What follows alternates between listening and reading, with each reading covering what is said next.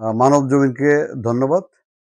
গাজীপুর ৩ আসনের সর্বস্তরের ভোটার ভাই বোনদের প্রতি আমার সালাম। আসসালামু আলাইকুম।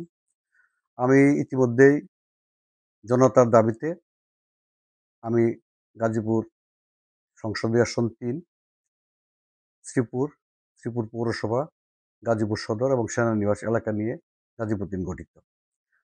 আমি জনতার প্রার্থী হিসেবে প্রার্থিতা ঘোষণা করেছি। আমি ইতিমধ্যেই বলেছি যে আমার নির্বাচনী এলাকা গাজীপুর ৩।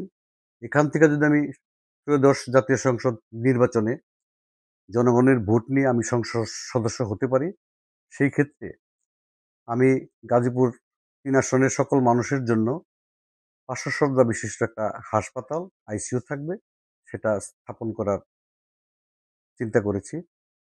আমি কারিগরি শিক্ষা প্রতিষ্ঠান স্থাপনের চিন্তা করেছি।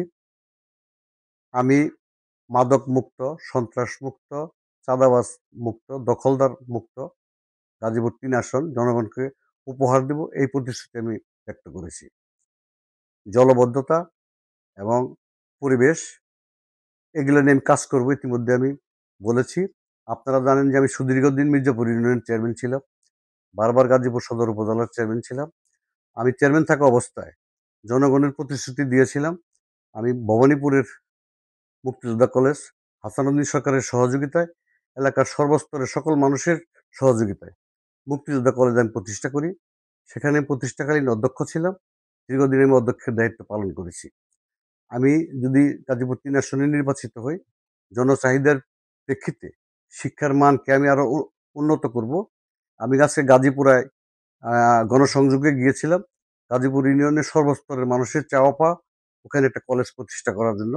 আমি তাদেরকে বলেছি, আপনারা আমাকে ভোট দিয়ে নির্বাচিত করলে ইনশাল্লাহ ধর্মীয় প্রতিষ্ঠান, শিক্ষা প্রতিষ্ঠান এবং আপনাদের চাওয়া পাওয়া আমি গাজীপুরেও একটা কলেজ প্রতিষ্ঠা করব।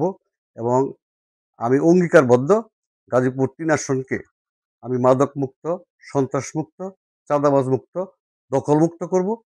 এটা আমি ইনশাল্লাহ আমি যদি নির্বাচিত হই। আসলে আমি বিগত দিনে আমি জনসেবা করে আসছি।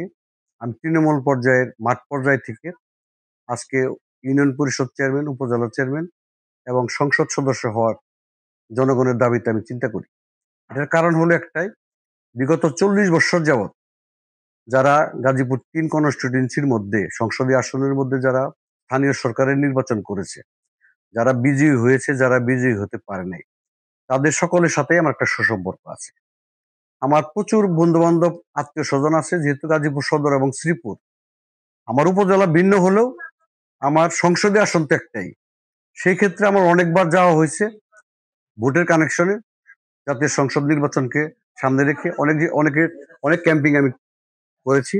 মানুষ আমার সম্পর্কে জানে, আমিও মানুষ সম্পর্কে জানি এবং সর্বস্তরের সকল জনপ্রতিনিধিদের সাথে দলমত নির্বিশেষে আমার একটা ভালো যোগাযোগ আছে, প্রতিবেশীর বন্ধন আছে, বন্ধুত্ব আছে। আর আমি ইউনিয়ন পরিষদ চেয়ারম্যান অ্যাসোসিয়েশনের সাধারণ সম্পাদক ছিলাম সারা বাংলাদেশে। আমি উপজেলা পরিষদ চেয়ারম্যান অ্যাসোসিয়েশনের সারা বাংলাদেশের সভাপতি। যে কারণেই তৃণমূলের জনপ্রতিনিধিরা যারা নির্বাচিত হয়েছে, যারা নির্বাচিত হতে পারেনি, সকলের সাথে আমার যোগাযোগ অত্যন্ত সুন্দর, অত্যন্ত নিবিড় এবং গভীর। এবং তাদের সাথে আমার পারিবারিক বন্ধন আছে, আত্মিক সম্পর্ক আছে।